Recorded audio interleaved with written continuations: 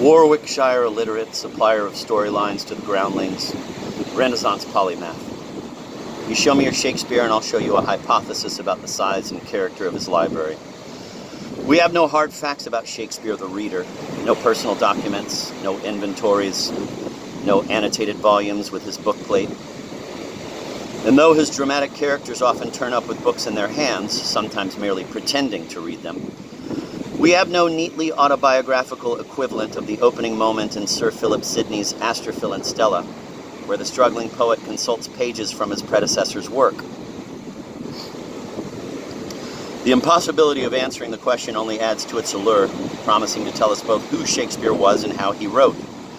Do we see the collected works as the product of an uncanny alchemy of sophistication and complexity performed by a provincial with moderate education and limited book learning? Are they the output of an extraordinarily hard-working craftsman who had a knack for taking what was mostly second-rate contemporary writing and transforming its superficial excitements into more profound forms of high sensation? Or should we accept the proposition that the plays and poems represent a full engagement in the high culture of early modern Europe?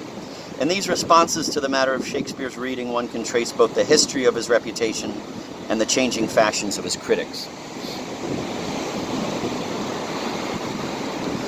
Of all these possibilities, Shakespeare, the unlettered country boy, deserves most immediate attention because it is the place where both biography and criticism begin. The famous lines on the subject, from the poem that introduces the first folio, possesses every kind of precedence and authority. Quote, "Soul of the age, the applause, delight, the wonder of our stage, my Shakespeare rise. I will not lodge thee by Chaucer or Spencer, or bid Beaumont lie. A little further to make thee a room, thou art a monument without a tomb, and art alive still while thy book doth live, and we have wits to read and praise to give. For if I thought my judgment were of years, I should commit thee surely with thy peers, and tell how far thou didst our Lily outshine, or Sporting Kid, or Marlowe's mighty line. And though thou hadst small Latin and less Greek." End of quote.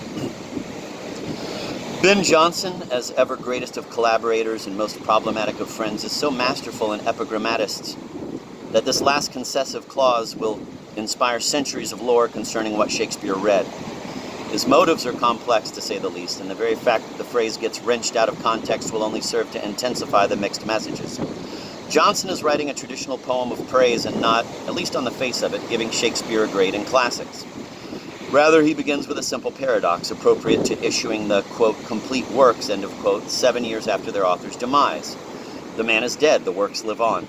In the lines quoted above, Shakespeare is awarded his enduring place within the English Dead Poets Society. Then the subject shifts to his competition with the ancients. The proposition, and it must trouble Jonson of all people, is that an English writer might enter the company of immortals whom he does not know how to read.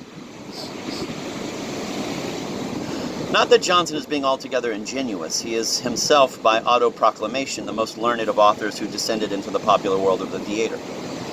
And the classical form of his praise reminds us that there are other writers with large Latin and more Greek, but ancient languages and literatures may not be the ultimate issue here.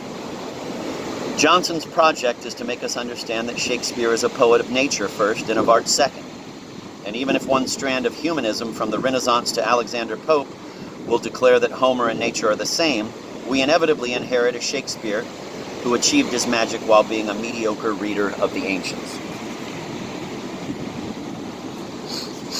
Whether that estimate is true or not, there is alternatively a large part of Shakespeare's library which Jonson would never have advertised in his eulogy.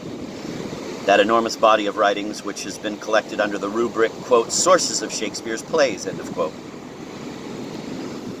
While some of the material is itself Latin and Greek, this part of Shakespeare's reading has tended to be quite segregated from the canon that Jonson had in mind. However well or badly we imagine Shakespeare knew them, the authors implied in the folio poem are learned humanist forebears who shed luster on any modern writer operating under their influence. And that influence itself is understood as operating via a complex set of intellectual mediations. Shakespeare's, quote, sources, end of quote, on the other hand, are likelier to be minor figures, sometimes contemporary, often appearing in a sort of Reader's Digest form of publication, and this influence far from being construed as subtle or cerebral, expresses itself as instrumental, opportunistic, or even plagiarizing.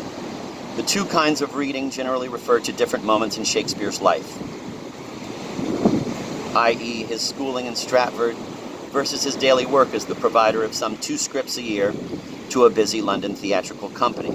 They have also experienced quite separate fortunes in criticism. The classical predecessors, as we have seen, are launched in the very earliest texts promulgating Shakespeare, while in later times they contribute to philosophical and theoretical approaches to the plays. The sources begin to be of interest only in the 18th century, when they are often treated as signs of Shakespeare's lack of originality. Subsequently, they fueled whole industries of pedantic attempts to nail down a precise point of origin for his every text.